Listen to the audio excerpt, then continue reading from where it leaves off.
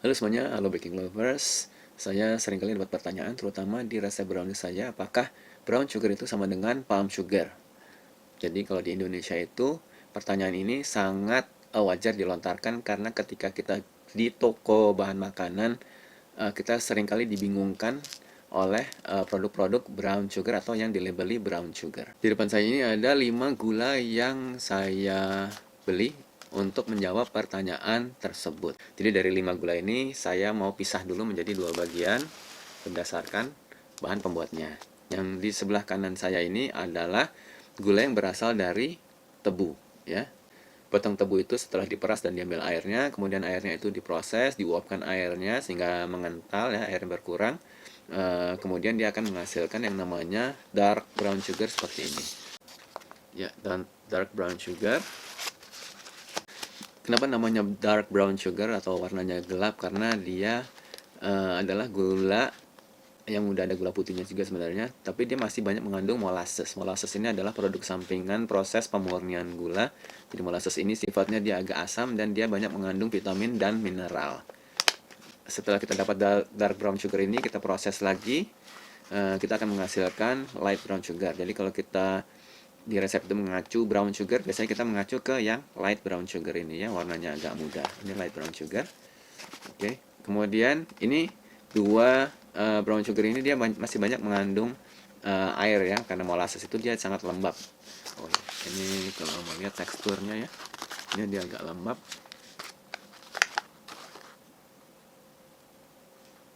Ini juga ini dia lembab, ya, lengket satu sama lain.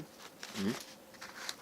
Kemudian diproses, kemudian dia akan menghasilkan raw sugar. Raw sugar ini adalah gula pasir yang sebenarnya teksturnya udah seperti gula pasir tapi warnanya dia masih coklat. Ini sering banyak kita jumpai di pasar-pasar tradisional, ya. Ini masih mengandung sedikit molasses. Ya, kemudian setelah dipurifikasi lebih lanjut dia akan menghasilkan gula putih, ya, yang masih agak kasar ini, ya, gula putih pasir, gula pasir, ya. Jadi di akhir proses pembuatan gula putih ini kita akan mendapatkan gula putih ini dan molasses, ya. Jadi prosesnya itu dia diputar dengan kencang sehingga terpisah antara gula putihnya dengan molassesnya. Jadi gula putih diambil sendiri, molasses diambil sendiri. Untuk menghasilkan brown sugar sendiri ada dua cara, yaitu yang pertama secara alami, yaitu dengan dari air tebu itu diproses sehingga menghasilkan brown sugar ini. Ada juga yang prosesnya dia diproses sampai menjadi gula putih ini, kemudian molassesnya dibalikin lagi sekian persen ke gula putih ini. Untuk menghasilkan brown sugar yang ini biasanya dibalikin lagi 3,5%, jadi yang light brown sugar, kemudian sekitar 6 atau 6,5% dimasukin lagi molassesnya menghasilkan dark brown sugar. Molasses sendiri sering dipakai untuk resep masakan termasuk baking, tetapi jangan keliru dengan yang namanya blackstrap molasses, karena blackstrap molasses ini dia adalah yang paling akhir, dimana dia rasanya sudah menjadi pahit dan dia tidak cocok untuk digunakan di baking. Di resep-resep, terutama di resep internasional ataupun di supermarket modern, ya, kita sering juga menjumpai nama lain dari gula-gula ini. Misalnya seperti dark brown sugar ini sering juga dipanggil dengan muscovado sugar, ya, gula muscovado. Sementara untuk brown sugar ini atau yang raw sugar ini kadang orang panggil dia turbinado sugar atau demerara sugar. Jadi gula-gula ini berasal dari tebu dan sekarang kita bergeser ke palm sugar. Jadi yang namanya palm sugar seperti namanya, dia berasal dari tumbuhan atau pohon palm, ya, atau palma. Ya, yang paling sering digunakan adalah pohon aren atau pohon kelapa. Yang digunakan biasanya yang paling sedap itu adalah dari tandannya yang membentuk seperti bunganya itu yang menjulur ke bawah itu. Ya, itu ngambil air niranya dari situ. Jadi dengan cara disadap. Nah, untuk penyadapannya sendiri biasanya ada ritual-ritual termasuk pemukulan-pemukulan, ya, atau terus kemudian dibungkus. Air nira sendiri itu rasanya saya pernah nyoba di Lombok ketika kita masih tinggal di Lombok. Itu rasanya seperti kelapa, air kelapa yang manis plus air tebu, ya. Jadi memang dia rasanya sudah manis. Oke, balik lagi ke gula palem. Jadi air nira tersebut kemudian direbus, dipanaskan selama berjam-jam sampai dia mengental. Setelah sangat kental, dia bisa dibentuk baik dengan menggunakan batok kelapa maupun bambu yang dibelah-belah. Jadi seperti ini misalnya. Setelah mengental itu kalau terus dipanaskan selama lebih lama lagi, kemudian dia akan mengering. Nah, setelah dia mengering itu dia bisa digerus dan kemudian diayak sehingga menghasilkan gula semut ini. Gula semut ini dia berbentuk seperti sarang semut yang dia butiran-butirannya dia lebih lepas ya, tidak seperti yang namanya brown sugar yang lebih lembab ya. Ini adalah gula semut. Jadi kalau ditanya apakah brown sugar dengan palm sugar apakah sama, jawabannya berbeda. Nah sekarang masalahnya di Indonesia itu banyak sekali kita jumpai produk-produk yang melabeli dirinya dengan brown sugar, padahal yang dijual adalah palm sugar ini. Jadi jangan sampai Anda salah membeli produk. Jadi kalau resep bilang brown sugar itu tidak mengacu ke palm sugar ini. Jadi ya Anda tinggal lihat aja di ingredientsnya, di bahan-bahannya itu, apakah dia terbuat dari palm sugar, apakah dia terbuat dari sugar cane atau tebu. Jadi kalau dia terbuat dari palm sugar, dia bukan brown sugar, dia adalah gula merah ini. Sementara kalau brown sugar itu terbuat dari sugar cane atau dari tebu, berarti itu benar, dia adalah brown sugar.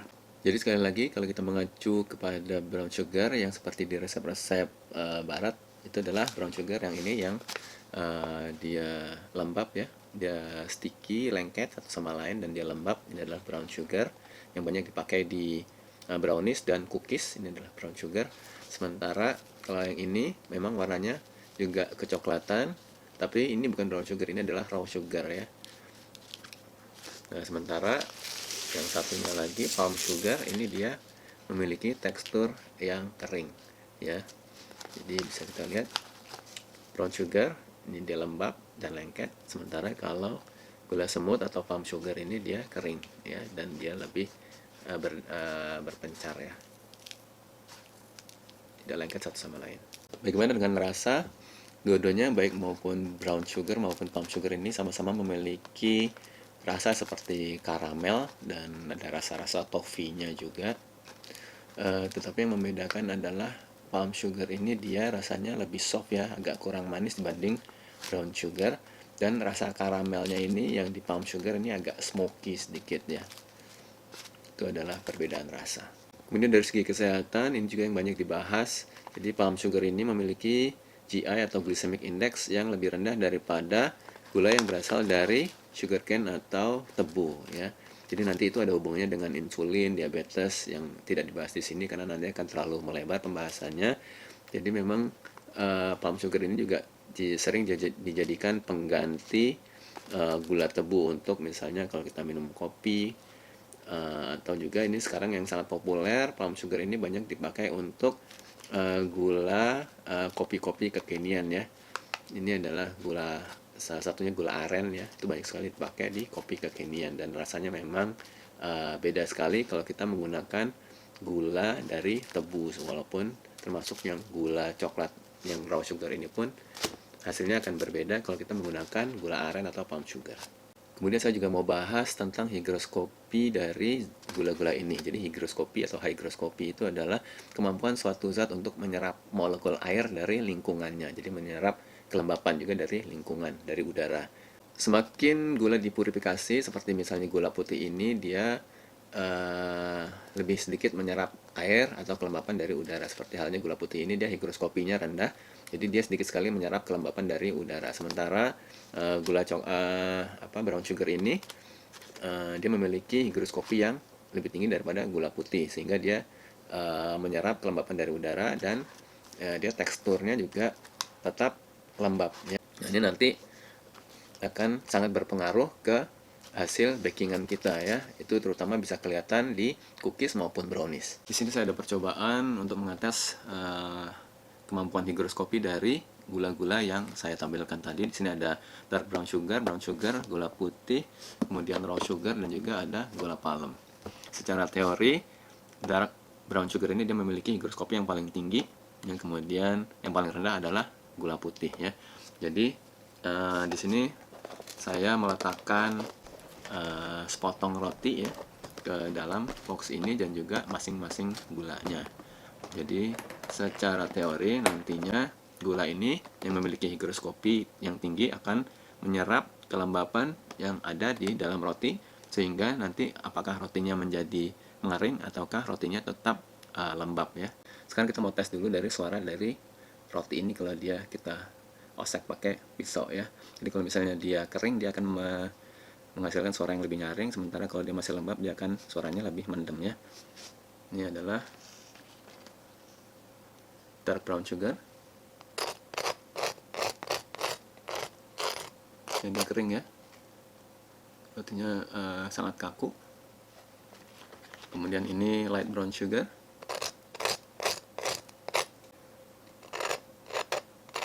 Ini suara dari yang dark brown sugar.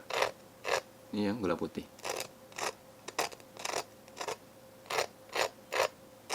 Ya, kedengaran suaranya beda. Bagaimana dengan yang palm sugar? Ternyata palm sugar pun dia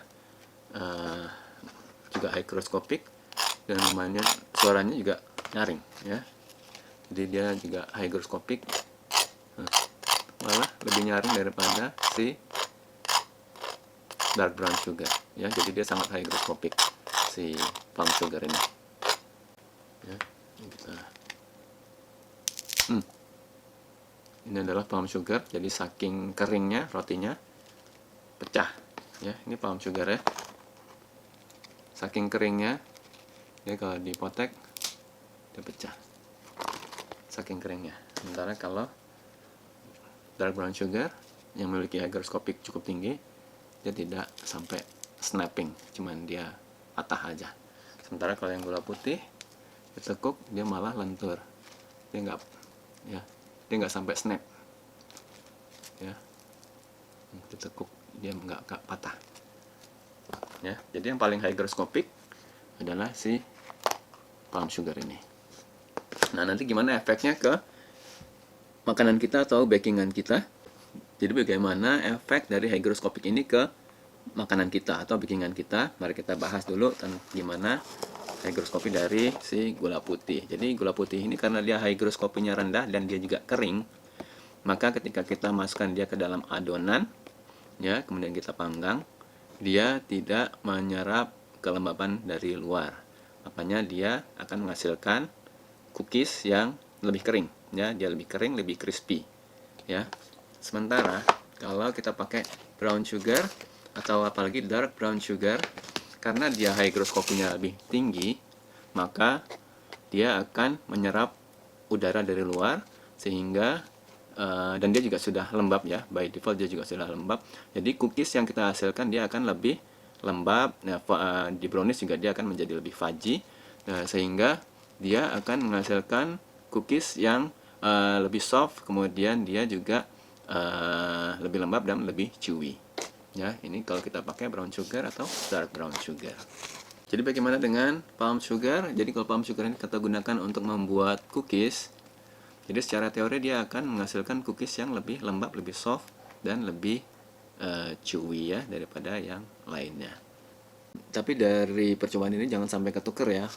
Walaupun saya tunjukkan ini rotinya menjadi kering gara-gara kelembapannya diserap sama brown sugar, bukan berarti kalau kita bikin cookiesnya menjadi lebih kering. Malah sebaliknya, karena kita bikin cookies pakai brown sugar, dia menyerap kelembapan sehingga cookiesnya menjadi lebih lembab ya, bukan menjadi kering seperti roti. Jadi yang kita pikirkan, karena brown sugar ini ada di dalam cookies atau brownies, maka dia menyerap kelembapan sehingga brownies atau cookiesnya menjadi lebih lembab gitu ya. Kemudian pertanyaan yang paling sering juga, jadi apakah kalau ada resep brown sugar, apakah kita bisa menggantinya dengan palm sugar? Ya secara teknis bisa ya. Ya namanya juga kita masak ya, kita bisa aja nyampur-nyampur sesuka kita gitu. Tapi kalau memperhatikan rasa, tentu saja akan menghasilkan rasa yang sedikit berbeda ya. Walaupun rasa itu akan nanti ditentukan juga butternya, terus kemudian vanilanya ya. Jadi rasa itu nggak melulu ditentukan oleh gulanya, tetapi ya sedikit banyak gula ini akan ikut berpartisipasi kepada hasil akhir dari rasa cookies atau brownies yang kita buat. Dan dari teksturnya juga ya, jadi walaupun bisa kita gantikan, dari segi tekstur akan sedikit berbeda. Tapi perbedaan-perbedaan itu tergantung kita. Kalau kita sangat picky, sangat sensitif dengan rasa, ya tentu saja pemilihan gula ini menjadi penting. Tapi kalau misalnya kita tidak terlalu memikirkan rasa, tekstur, ya bisa aja kita mau ganti brown sugar ini dengan palm sugar. Itu bebas-bebas saja. Jadi setelah kita tahu perbedaan gula-gula ini dan bagaimana efeknya kepada bakingan yang kita buat seperti cookies atau brownies. Mudah-mudahan kita lebih pintar lagi untuk memilih gula-gula ini ke dalam adonan masakan kita ya. Nah, di video berikutnya nanti kita akan bahas cookies, dan nanti tentu saja bagaimana kita menggunakan, apakah kita gunakan gula putih, gula brown sugar atau dark brown sugar ke dalam cookies yang kita buat. Anda juga bisa lihat video brownies saya. Jadi di situ kita pakai brown sugar maupun white sugar, dan di sini di video ini saya jelaskan latar belakang kenapa kita pakai brown sugar untuk yang menghasilkan brownies yang lebih chewy, dan menggunakan white sugar untuk mendapatkan shiny crust. Jadi gimana cara kita bikin shiny crust di brownies? Seperti di video brownies saya, kita pakai white sugar ya. Jadi karena white sugar ini dia kurang hygroscopic dibandingkan brown sugar, jadi dia menghasilkan kulit atasan brownies yang lebih kering. Jadi dia bisa mengering dan keluar shiny-nya. Oke? Kalau suka sama video yang nggak cuma ngasih resep tapi juga bahas bahan-bahan dan prosesnya secara detail, silahkan subscribe di channel ini, karena dengan mengetahui seluk-beluk dari suatu masakan itu, kita akan bisa ngulik-ngalik resep sendiri atau bahkan menciptakan resep sendiri untuk menghasilkan sajian yang paling sesuai dengan selera kita atau keluarga kita.